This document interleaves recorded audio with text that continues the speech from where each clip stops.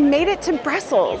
It is not only our first time in Belgium, but it's our first time exploring more of Europe outside of the UK and France. And we're going to explore and experience the city in probably our favorite way by trying all the Belgian foods that we can find.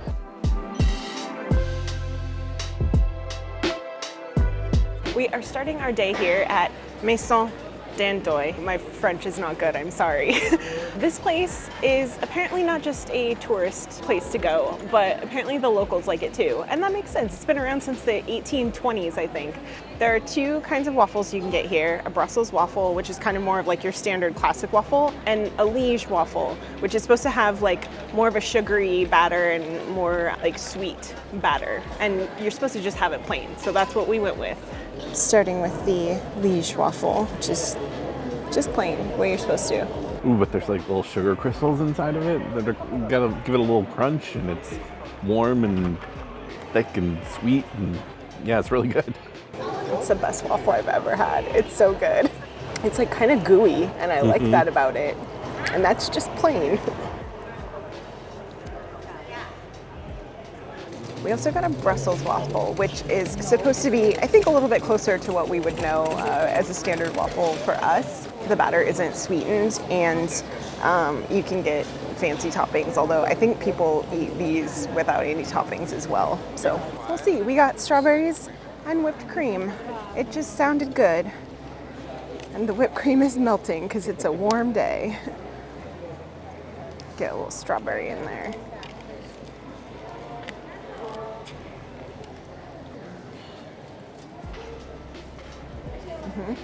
That's really good. Yep. I like that. It's definitely different. I think the just like the plain Liege waffle is just like the most perfect waffle, and like this is a solid B+, but just not quite as good as the other one.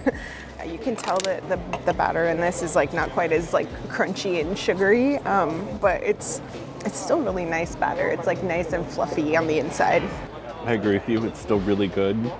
It's definitely a little lighter and crispier than the other one, but there's something about that thick, gooey, crystally sweet one that's just a little bit better. It's just like so perfect just by itself.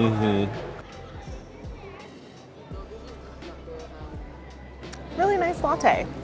I would definitely go back and order another of the Liege waffles if we did not have so many other things to try today. Belgium is famous for their fries, or pommes frites I think they're known as here. And I guess the story is that American soldiers came over here during World War II. The people were speaking French, they tried the fries, and they just thought that they were French fries. So that's why we call them French fries, but they're actually Belgian fries. And we're gonna try some today. It appears as though La Friterie has been here since 1998. Not quite the storied history of our waffle location, but it still has good reviews. And hey, 1998 is still a long time to be around as an establishment, quite a while. A food establishment. And they're turning potatoes into fries right before our very eyes, so you know they're legit. Not only is that cone of fries massive, but the cone has a little cone on that top. has sauce in it. It's just mayonnaise. It's just mayonnaise. But I also got the Maison Tartare, which is a mayo, but it also had garlic and onion and something else in it. I don't remember, but it's pretty good. Those look really good. They're nice and soft on the inside and crispy on the outside. Salty. I mean, kind of everything you'd want in a chip or fry, whatever you want to call it. And what are your feelings on them? These are really good. I feel like chips in the UK are like a totally different thing. They're on their own level. Yeah, that's fair. But I was like, as far as like fries go, can you really do like the most amazing, incredible fries? And apparently you can. These are pretty good. Yeah, they're pretty up there. When we were sitting here having delightful food, I didn't even notice how amazing and intricate the design of this building is. We had all these statues watching over us, judging us for putting whipped cream and strawberries on a waffle.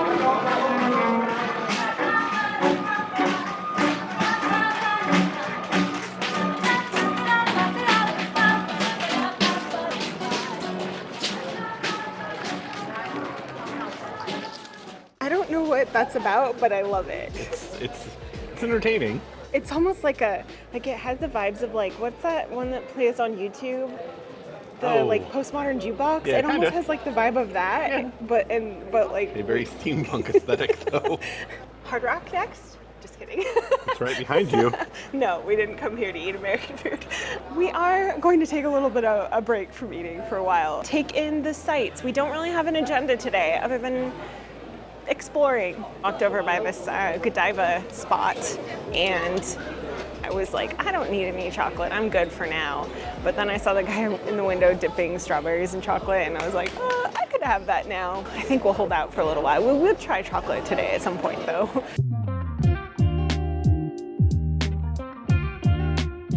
I really hope that this place is dog friendly because it looks very cool. We came to the Toon, as it's locally known, I guess. This is a historic puppet theater that's been around since, I want to say the 1830s is what I read. We are sitting in the little garden area because they have a cat that is inside, so Carly's out here in the garden. But the inside is so neat. There's just like puppets everywhere, marionettes everywhere, and it's like a little bit creepy, but like mostly just cool. They have a huge selection of beers, and we just pointed to one and said, that looks like it says peach. Can we get the peach one? And it turns out it's a Lindemans, which I have drank a lot of the raspberry Lindemans when I was younger, but I've never had the peach one. So cheers.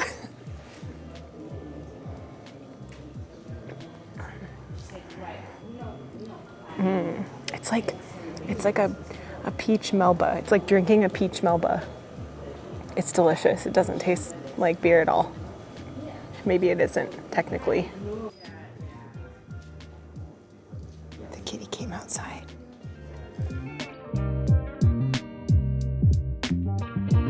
We've now made it to Chez Léon, where we've gotten the very Belgian treat of mussels and frites, and it smells pretty amazing right now. They have a bunch of different ways you could have mussels, but this is the classic. It's got celery, onions, and butter is what they cook it in. And, you know, comes with fries. What more could you ask for? Confession time. I don't know if I've ever had mussels before. If I have, it was a really long time ago when I was younger and I didn't like them, or I just thought I wouldn't like them. Oh, it just comes right out. So little for such a big shell. All right, they're really good. I figured you'd be at least okay with them. Yeah, they're kind of similar to a clam. Kind of, yeah. Those are like a softer, nicer texture. They have a delightful flavor, a little sandy, but they're great. They've cooked them well, though. They're not tough like you said. They're not rubbery. They're very tender. soft. They also had a Lyon-specific beer. So if we're here, I gotta try the specific beer.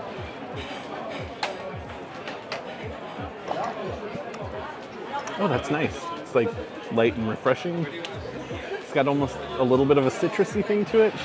Yeah, that's nice. This is the shrimp croquet. It's another staple of Brussels, and they had it here, so we're gonna try it.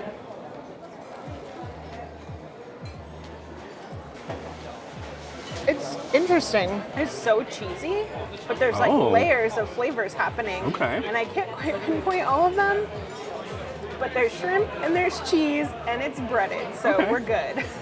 Yeah, that is not really what I expected it to be. I'm not really sure what I expected it to be. That wasn't it, but it's still really nice. It is very cheesy and gooey on the inside and has some nice seasoning. It almost has like a smoky flavor to it. Yes, kind of, yeah.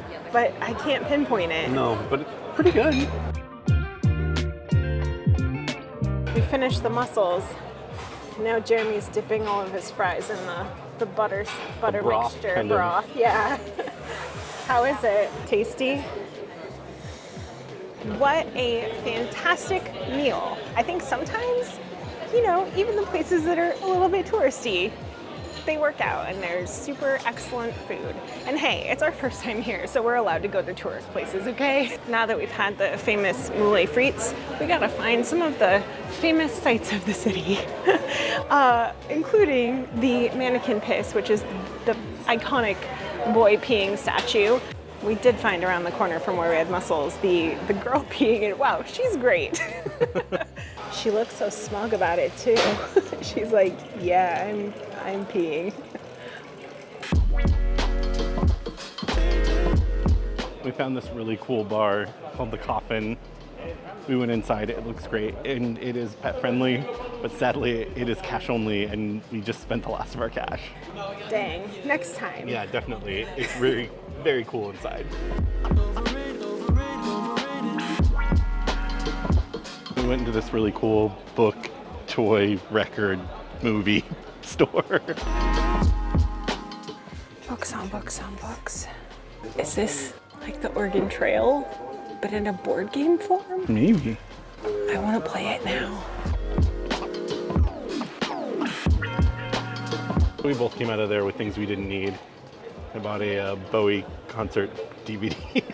And I bought my favorite Marilyn Monroe movie in French. I'm so excited. I'm gonna watch it in French. I hope it's dubbed in French. I don't know. We'll see. Because we have it at home normal, but... But Gentlemen Prefer Blondes, a classic. Jane Russell, Marilyn Monroe, perfection. I don't know how true this is, but I think we watched it in a video that they think that the reason that they have these statues here is because they were kind of like paying homage to the kids that would pee to tan leather here in Brussels.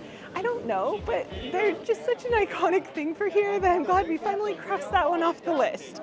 And also, we have to pick out our merchandise of which peeing boy thing we're gonna get. Fair. Because there are tons of options. I think the debate is between the corkscrew and the Minion t-shirt. And I love that he is dressed like the guy that we saw in the steampunk band earlier.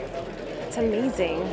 I think we just found the best souvenir of the Manneken Pis and the way to end our food day of trying foods in Brussels with some chocolate from the Chocolatieri Manneken Pis. It's a chocolate shop. They're a chocolatier. They make chocolate. Yep, they do. In the shapes of little boys peeing. We decided just to get a chocolate bar for later. But yeah, really nice chocolate. I'm sure there are plenty more places that are just as good, if not better, but this place does have them in the shape of Manneken Pis, so they're a win in my book. One of the things that Brussels is known for is their comic strips like Tintin. There's a tour that you can take, or like a map of them. We have not been very successful at locating any of them, but we finally found one, and it happens to be a Tintin mural, so that's lovely. Tintin even has his little dog with him, just like we do.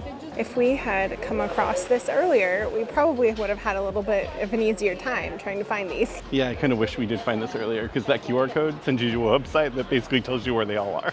Hey, that's okay. We saw one.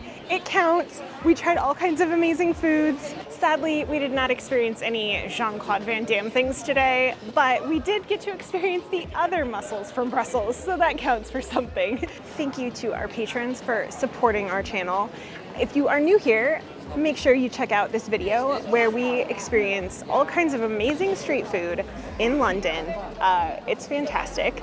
We will see you very soon. We have plenty more from Belgium and beyond.